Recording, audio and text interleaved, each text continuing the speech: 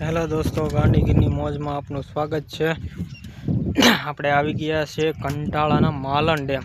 મારું ગામનું નામ તમને જણાવી દઉં કે અમરેલી જિલ્લાના ખાંભા તાલુકાના કંટાળા ગામ છે, ત્યાંનો આ માલણ ડેમ છે।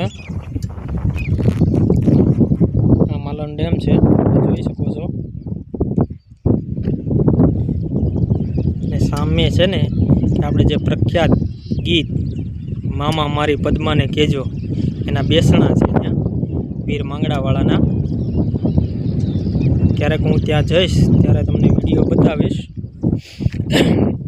જ્યાં આરસીવાળા જેમના કાકા માંગડાવાળાના અને એમના પત્ની પદ્મા એના જે બેસણા છે અને વીર માંગડાવાળા સાક્ષાત અહીંયા દર્શન આપે છે અને ઘણા લોકો માનતા માટે અહીંયા આવે છે।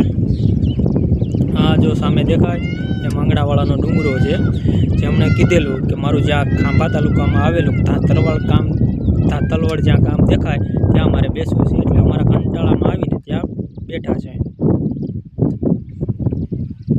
બસ બીજું તો મને આમાં કાંઈ એવું આવડતું નથી બ્લોગ બનાવતા કે કંઈ પણ, બસ હજી ટ્રાય કરું છું, શીખું છું।